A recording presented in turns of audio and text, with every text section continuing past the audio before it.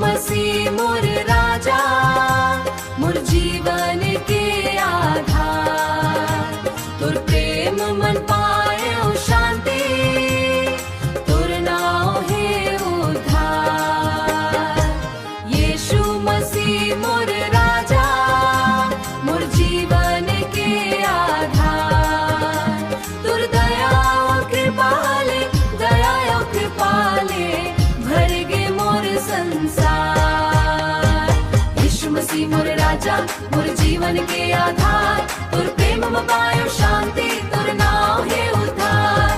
यीशु मसीह मोर राजा, मोर जीवन के आधार। तोर प्रेम में पायो शांति, तोर नाम है उद्धार। जब जब मैं हिम्मत हार्यो, तै मोर हाथ धरे। अंधियारी रत्ता प्रभु तै उजियारा करे। दुख तल के बेला मां तै संग संग चलत। मोर यीशु दयालु प्रभु सब दुख ला हर लेथस, सब दुख ला हर लेथस। यीशु मसीह मोर राजा, मोर जीवन के आधार। तोर प्रेम में पायो शांति, तोर नाम है उद्धार। यीशु मसीह मोर राजा, मोर जीवन के आधार। तोर प्रेम में पायो शांति, तोर नाम है उद्धार। तोर महिमा गावत रहो